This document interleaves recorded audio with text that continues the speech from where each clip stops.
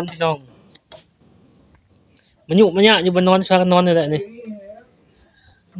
เจ้านั่งก็ได้เอาขาคัดตะมัดแบบเมียเจ้านั่งหั่นแหละเมียนอน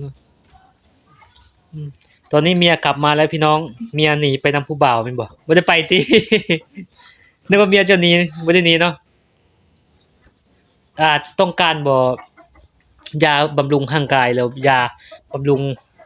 ให้เฮ็ดคืนหนึงได้2ดอก3ดอกสุด4กับเท่าก่อนแล้วได้บ่สิซื้อมาให้น้องชายยังแข็งอยู่บ่แข็งว่าเดี๋ยวนี้เอาไว้แล้วเออคันต้องการเขาสิซื้อมาให้ซื้อยาบำรุงมาให้ตัวนี้มีลูกสาว2คนผัว63ปีแต่ว่าป่วยอาการมะดงคอเมีย23ปีโอ้23ปีแต่เมียก็ยังแข็งแรงอยู่เป็นผัวเฒ่าแล้วก็อยากนอกใจเด้อนี่ บ่นอกใจติเนาะตอนนี้อยู่กับเจ้าสอพี่น้องนั่งลงข้อยสิเอาอันมื้ออื่นเด้ออย่าพากันอยู่ส่ำนี้เด้อข้อยสิเอาขนมมาให้เจ้าเด้อแล้วข้อยก็สิเอาเครื่องนุ่งมาให้พ่อเจ้าแม่เจ้าเด้อบ่ขอยนี่ไรหนีไปไสเจ้าสิไปรับจ้ะไปอยากไปหาผู้บ่าวสิไปโอ้ผู้บ่าวไสบัดนี้เนาะบ่เฮาสอเนาะบัดนี้เฮาสออกหักเลยเนาะอกหักซ้ำใจ กูไปไต่ไฟได้มีไฟอยู่บ่เฮือนอยู่เจ้านี่ไต่อีหยังแต่ละมื้อบ่ได้เลยเจ้าก็นึ่งข้าวนึ่งน้ำถ้าลูกหาเต้าตัวลูกเต้าไปหาอยู่หากินเอาบ่นายเอาหาไปซื้อมากินน้ำลูกเจ้านี่เป็นตาหักอยู่เนาะไปเก็บมะม่วงจะไปเก็บมะม่วงได้จักโลไม่จัก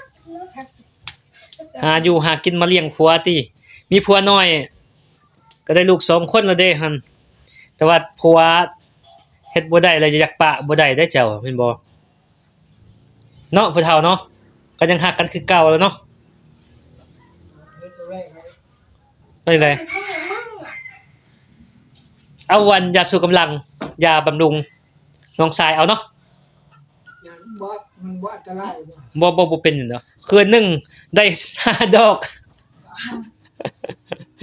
คืนนึงได้3ดอกเป็นไรยาตัวมันเข้าพญายาเขาสิเอายาเซาพญาติมาให้เจ้าได้ยาบำรุงน้องชายเจ้าได้คืนนึงให้ได้5ดอกเมียเจ้าจังบ่นอกใจเจ้า เอากับใจเด้อหาเมื่อกันเด้อมื้ออื่นเด้อซ้ำนี่ล่ะค่อยมาเด้อ FC เนาะแฟนคลับนี่ก็คือเฮือนผู้เฒ่าเนาะบางที FC จากฝั่งไทยฝั่งลาวมาเนาะเที่ยวเห็นมาชมก็อยากขอความช่วยเหลือนะพี่น้อง FC อยากให้ปลูกเฮือนนี้ช่วยผู้เฒ่าเพิ่นเด้อเนาะ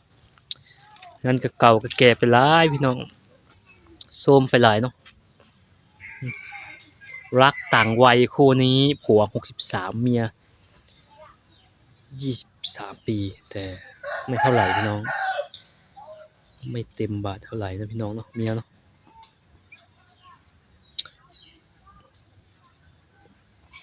กันก็เก่าเก๋พี่น้องฝากพี่น้องเป็นกำลังใจให้2เฒ่าที่เป็นโรคเด้อพี่น้องโรคกระด้งคอ1น้องชายก็ทำการบ้านบ่ได้เฮ็ดเมียบ่ได้เนาะก็อยากได้ยาชูกำลังให้คืนนึงให้ได้5-6ดอกเนาะประมาณนี้พี่น้องเมียนะพี่น้องเนาะหนีไปนำผู้บ่าว กลับมาไต่ได้แม่ไฟนะเมียเพิ่นกำลังแต่งกินพี่น้องเมียกำลังแต่งกินเนาะเอ้าไฟฟ้าเจ้าคือบ่ไต่บ่มีเฮ็ดอีสังกินนี่ตอนแรงเบิดแล้วบ่ของกินข่อยเอามาให้เมียก็คือบ่นึ่งข้าวนึ่งน้ำเด้อเจ้านึ่งข้าวเป็นอยู่บ่ไม่ใช่บ่เฮ็ดคือบ่นึ่งข้าวนึ่งน้ำเด้อถ้ากันนึ่งข้าวนึ่งน้ำในตัวมีผู้เฒ่าสอนเนาะพี่น้องบ่อนอยู่นี่เขาจะว่าจะซื้อยาสู่กำลังมาให้ผู้เฒ่าสอเพื่อต้องการบำรุงน้องชายหรือว่าบำรุงเฮ็ดเวียกบ้านการเฮือนให้เมียน้อยได้พี่น้องรักต่างวัยผัว63ปีเมีย23แต่เมียบ่เต็มบาทปานใด พี่น้องได้ลูกชาย2คนเนาะแม่นบ่ชุนเจ้าอยากได้อีหยังค่อยสิซื้อมาให้ นม อยากได้ขนมเป๊ปซี่ก็ได้ บักจี้น้ำหวาน อืมเอาเจ้ามาน้องพี่ ครับเนาะก็คือเฮือนผู้เฒ่าซอยตัวนี้เนาะเอาขาโยนลงเออช่วงนุ่งมีบ่สิเอาเครื่องมาให้เอาขาคัตมาดขาหั่นขาเจ้านะคัตมาด ส่งก่อนลุงส่ง อืม ส่งก่อนนะ ทักทายสบายดีพี่น้อง FC เพิ่นครับ จากฝั่งลาวฝั่งไทยเนาะผมเบิ่งฮักต่างวัยคู่นี้ เมียนอกใจหาก็กลับมาพี่น้องผู้เฒ่าสอเมียนอกใจแม่นบ่ไปหาผู้บ่าวน้อยเนาะต้องการยาบำรุงเนาะพี่น้องเนาะ FC นี่ลูกสาวลูกชายเพิ่น นี่ ฮักต่างวัยเมียเจ้ากลับมาเมื่อใดเมียกลับมาเมื่อใดเมียเจ้าน่ะกลับมาเมื่อใด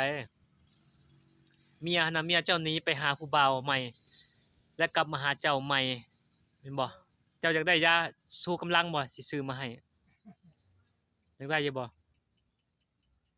อันนั้นเมียเจ้าแม่นบ่อย่าขึ้นไปทายอยู่เทิง